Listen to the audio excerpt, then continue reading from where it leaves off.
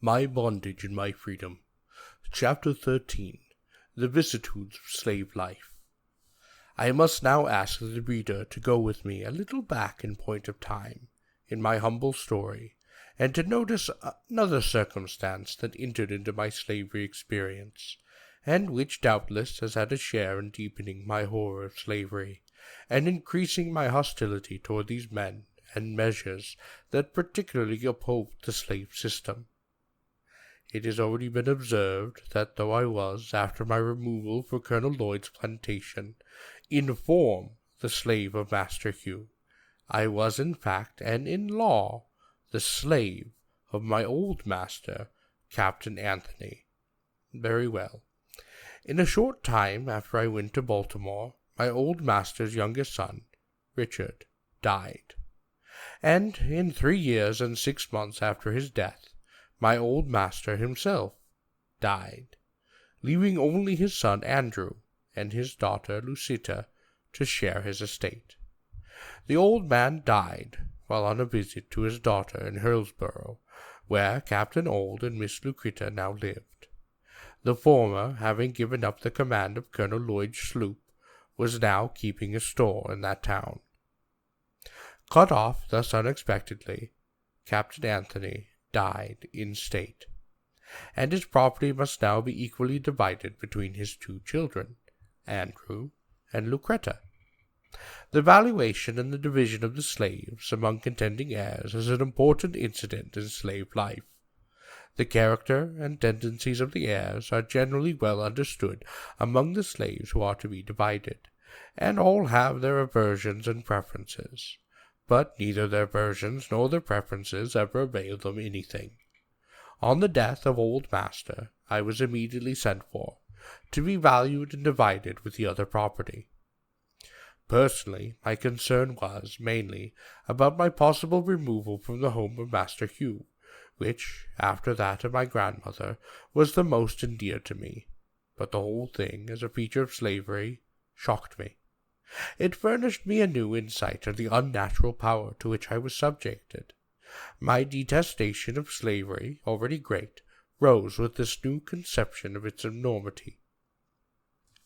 It was a sad day for me, a sad day for little Tommy, and a sad day for my dear Baltimore mistress and teacher, when I left for the Eastern Shore, to be valued and divided. We all 3 wept bitterly that day, for we might be parting, and we feared we were parting forever. No one could tell among which pile of chattel I would be flung. Thus early I got foretaste of that painful uncertainty which slavery brings to the ordinary life of mortals. Sickness, adversity, and death may interfere with the plans and purposes of all, but the slave has the added danger of changing homes, changing hands, and of having separations unknown to other men. Then, too, there was the intensified degradation of the spectacle. What an assemblage! Men and women, young and old, married and single, moral and intellectual beings, in utter contempt of their humanity, levelled at a blow with horses, sheep, and horned cattle and swine, horses and men, cattle and women, pigs and children, all holding the same rank in the scale of social existence, and all subjected to the same narrow inspection to ascertain their value in gold and silver, the only standard of worth applied by slaveholders to slaves. How vividly at that moment did the brutalizing power of slavery flash before me! Personality swallowed up in the sordid idea of property, manhood lost in chattelhood. After the valuation, then came the division. This was an hour of high excitement and distressing anxiety. Our destiny now was to be fixed for life, and we had no more voice in this decision of the question than the oxen and cows that stood chewing at the haymow. One word from the appraisers, against all pretenses or prayers, was enough to sunder all the ties of friendships and affection, and even to separate husbands and wives, parents and children.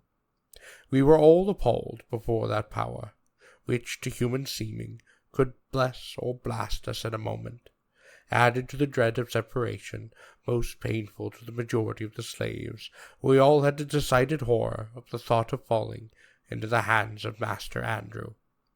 He was distinguished for his cruelty and intemperance. Slaves generally dread to fall into the hands of drunken owners, and Master Andrew was almost a confirmed sot, and had already, by his reckless mismanagement and profligate disputation, wasted a large portion of old Master's property. To fall into his hands was therefore considered merely as the first step to being sold away to the far south. He would spend his fortune in a few years, and his farms and slaves would be sold, we thought, at public outcry, and we should be hurried away to the cotton fields and the white swamps of the sunny south. This was the cause of deep consternation.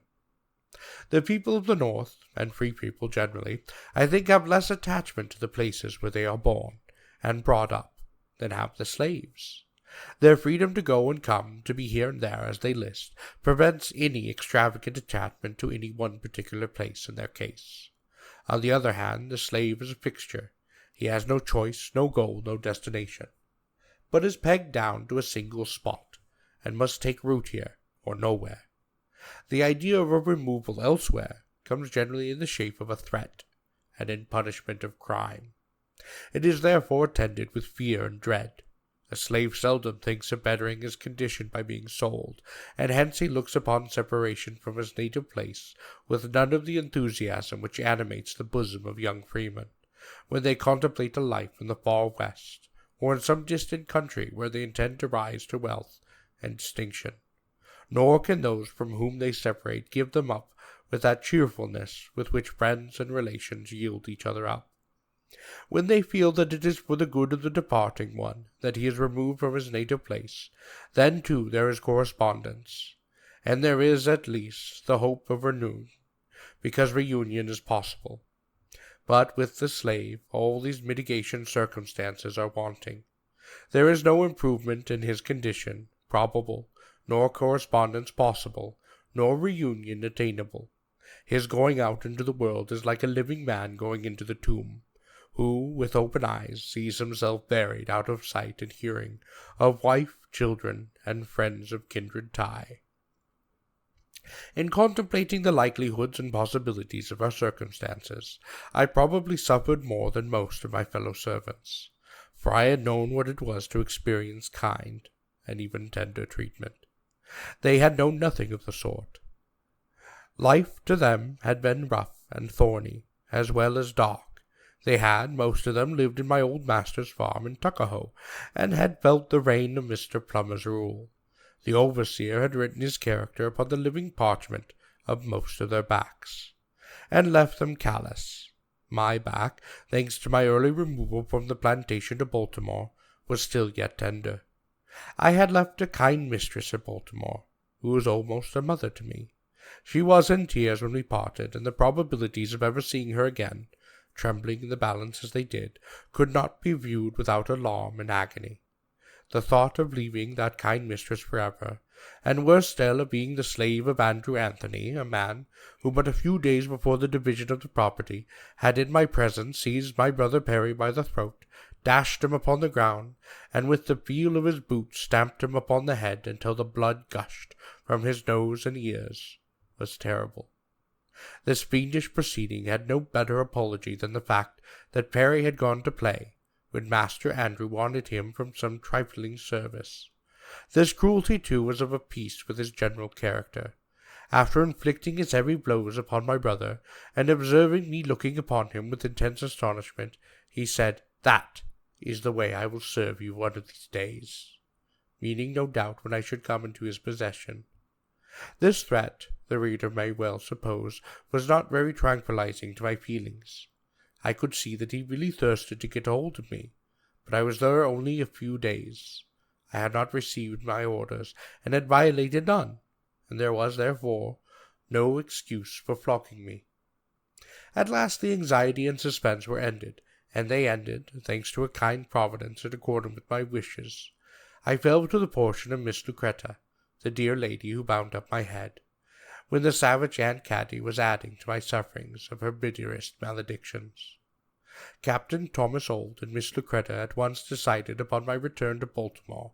They knew how sincerely and warmly Miss Hugh Old had attached to me, and how delighted Mr. Hugh's son would be to have me back.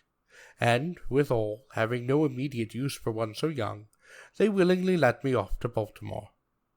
I need not stop here to narrate my joy upon the return to Baltimore, nor that of little Tommy, nor the tearful joy of his mother, nor the evident satisfaction of Master Hugh.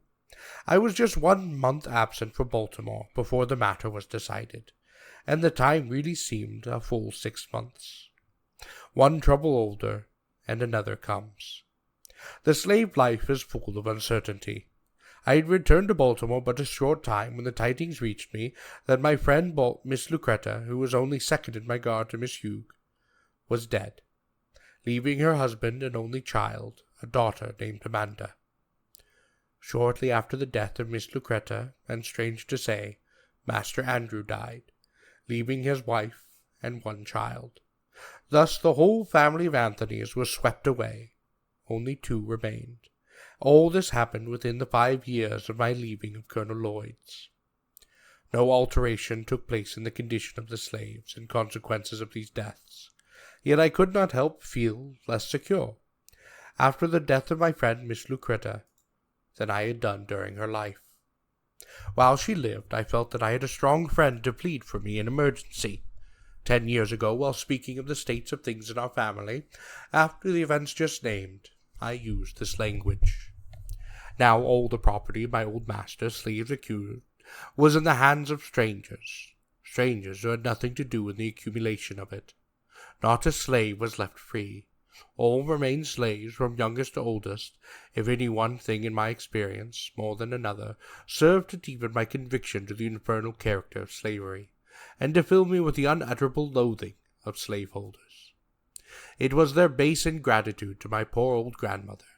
She had served my old master faithfully from youth to old age. She had been the source of all his wealth. She had peopled his plantations with slaves. She had become a great-grandmother in his service, and she had rocked him in infancy, attended him in childhood, and served him through life, and at his death wiped from his icy brow the cold death-sweat, and closed his eyes forever.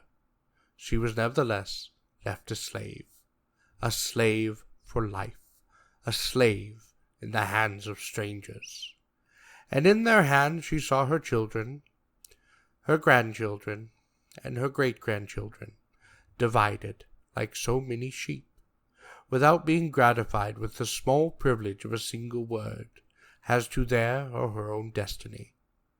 And to cap the climax of their base ingratitude and fiendish barbarity, my grandmother, who was now very old, having outlived my old master and all of his children, and having seen the beginning and end of all of them, and her present owners, finding she was of but little value, her frame already racked with the pains of old age, and complete helplessness fast stealing over once active limbs, they took her to the woods, built her a little hut, put up a little mud chimney, and then made her welcome to the privilege of supporting herself there in perfect loneliness, thus virtually turning her out to die. If my poor old grandmother now lives, she lives to suffer in utter loneliness. She lives to remember and mourn over the loss of children, the loss of grandchildren, the loss of great-grandchildren. They are, in the language of the slave poet Whittier, gone, gone, sold and gone, to the rice-swamp dank and lone, where the slave-whip ceaseless swings, where the noisome insect stings, where the fever demon strews poison with the falling dews, where the sickly sunbeams glare through the hot and misty air. Gone, gone, sold and gone, to the rice-swamp dank and lone, from Virginia's hills and waters, woe is me, my stolen daughters. The hearth is desolate. The children, the unconscious children, who once sang and danced in her presence, are gone. She gropes her way in the darkness of age for a drink of water, and instead of the voices of her children, she hears by day the moans of the dove, and by night the screams of the hideous owl. All is gloom, and the grave is at the door, And now, when weighed down by the pains and aches of old age, when the head inclines to the feet, when the beginning and ending of human existence meet, and helpless infancy and painful old age combine together, at this time, this most needful time, the time for the exercise of that tenderness and affection which children only can exercise towards a declining parent, my poor old grandmother, the devout mother of 12 children, is left all alone in yonder little hut, before a few dim embers. 2 years after the death of Miss Lucretta, Master Thomas married his second wife. Her name was Rowena Hamilton, the eldest daughter of Mr. William Hamilton, a rich slaveholder in the eastern shore of Maryland, who lived about 5 miles from St. Michael's, the then place of my master's residence. Not long after this marriage, Master Thomas had a misunderstanding with Master Hugh, and as a means of punishing his brother, he ordered him to send me home. As the group of misunderstanding will serve to illustrate the character of Southern chivalry and humility, I will relate it. Among the children of my Aunt Milly was a daughter named Henry. When quite a child, Henny had fallen into the fire, and burnt her hands so bad that they were of very little use to her. Her fingers were drawn almost into the palms of her hands, and she could make out to do something, but she was considered hardly worth the having, of little more value than a horse with a broken leg. This unprofitable piece of human property, ill-shapen and disfigured, Captain Auld sent off to Baltimore, making his brother Hugh welcome to her services. After giving poor Henny a fair trial, Master Hugh and his wife came to the conclusion that they had no use for the crippled servant, and they sent her back to Master Thomas. Thus the latter took as an act of ingratitude on the part of his brother, and as a mark of his displeasure, he required him to send me immediately to St. Michael's, saying, if he cannot keep Hen, he shall not have Fred. Here was another shock to my nerves, another breaking up of my plans, and another severance of my religious and social alliances. I was now a big boy. I had become quite useful to several young colored men, who had made me their teacher. I had taught some of them to read, and was accustomed to spending my days of my leisure with them. Our attachment was strong, and I greatly dreaded the separation. But regrets, especially in a slave, are unavailing. I was only a slave.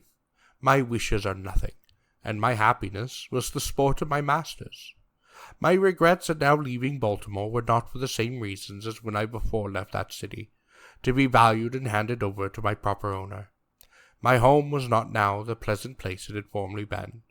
A change had taken place, both in Master Hugh and in his once pious and affectionate wife. The influence of brandy and bad company upon him, and the influence of slavery and social isolation upon her, had wrought disastrously upon the character of both. Thomas was no longer little Tommy. He was a big boy, and had learned to assume the airs of his class toward me. My condition, therefore, in the house of Master Hugh was not by any means so comfortable as upon the former years. My attachments were now outside of our family. They were felt to those to whom I imparted instruction, and to those little white boys from whom I received instruction. There, too, was my dear old father, the pious Lawson, who was in Christian graces the very counterpart of Uncle Tom. The resemblance is so perfect that he might have been the original of Mr. Stow's Christian hero. The thought of leaving these dear friends greatly troubled me, for I was going without the hope of ever returning to Baltimore again, the feud between Master Hugh and his brother being bitter and irreconcilable, or at least supposed to be so, in addition to thoughts of friends from whom I was parting, as I suppose forever. I had the grief of neglected chances to escape to brood over. I had put off running away until I now was to be placed where the opportunities of escaping were much fewer than in that large city like Baltimore. On my way from Baltimore to St. Michael's down the Chesapeake Bay, our sloop, the Amanda, was passed by the steamers plying between the city and Philadelphia, and I watched the course of these steamers, and while going to St. Michael's, I formed a plan to escape from slavery, of which plan and matters collected therewith the kind reader shall learn more hereafter.